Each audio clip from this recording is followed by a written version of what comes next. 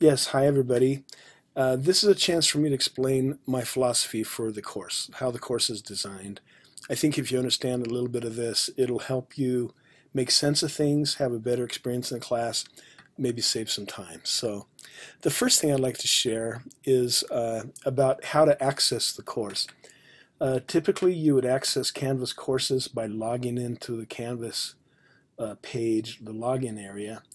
The trouble with that is it takes 2 or 3 clicks to get where you need to go for my class, and you may not even understand where you're intended to go, where I want you to go. So what I'd like you to do is find the home page for the course and place it in an area where you would have as a bookmark. So in my case, I've got a line on my browser where I have several items bookmarked, easy bookmark access. I've got something I call PLT right there. Watch when I go there.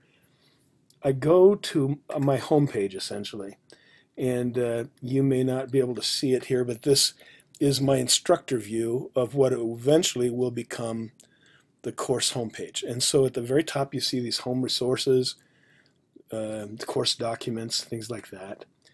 And then week 1 activities followed by succeeding weeks. I try to follow kind of a checklist form where everything's on one page. You have a getting started or an activities checklist, followed by just some discussion opportunities, followed by the submission of any graded assignments. Notice in this first week that we'll be doing, you've got 2 discussion areas that look almost identical. One's called K-12, Learning in the Professions K-12. The other is Learning in the Professions Adult. I'd like us to self-organize and self-select these. If you're a classroom teacher working primarily with students, then maybe the first one would be the preferred option. If you're working primarily with adults, whether in the K-12 system or in some other work or schooling system, maybe the adult one might work. Self-select and see how we fall in terms of numbers. I may make adjustments if they're not balanced, but I'm hoping we can get a kind of a good balance between the 2 groups. The main purpose of dividing is not to differentiate our work assignments. It's mostly just to get decent sized groups for our discussion. And so see if we can divide out that way.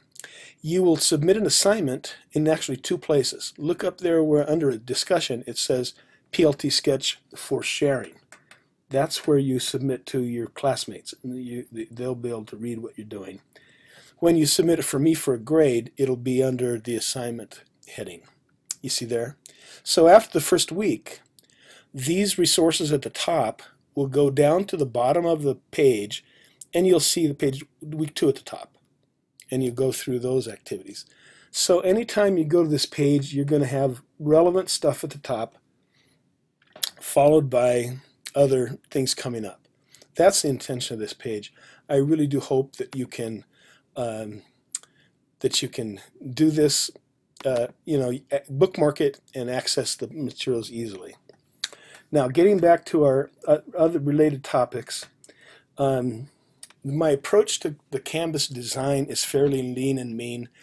I'm not trying to make it a complete multimedia experience, closed, where all you do is get into Canvas and stay there. My intention by creating the Google schedule is for you to be able to access the schedule anywhere, anytime, and download it anytime you want and have the whole schedule there for you with links to resources. And that actually, if you come in next year, let's say, and you want to see what Brent's class is doing the next year, you should be able to come in and see the changes in the assignments or changes in the resources. If you download that page right now at the start of this class, and then at the end of summer, download it again, and have those links available to you, then you can have access to them anytime you need it. And that's my intention. So my approach to the course is not to have you try to stay in the shell all the time. We'll do discussions in the shell, but a lot of the resources are outside, and that's okay with me. I spend enough time at the computer that I don't mind a chance once in a while to download to print out a PDF paper and read it separately. You may not feel that way, but that's kind of how my approach is to the course, and I appreciate you working with me on it. Norms for discussion. Check out those norms. I'm not going to go there right now, but the basic principle is be sensitive to your audience. Be a good citizen and be sensitive to who you're talking to. Shorter posts get noticed and read more. Keeping ideas simple. If you have several ideas, maybe make them separate posts. Contribute as you feel inclined, as you think can benefit the group. In particular, don't feel obliged to just go down the list of questions and answer each one of them. That's a recipe for a overly long post that people won't know how to respond to because they'll have several feelings about different parts of it. So see if you can look at those norms and get used to what I'm looking for there. I have a style guide for how to do written reports. The bottom line is that I don't want you to do double-spaced APA-style papers with centered headings and figures at the end.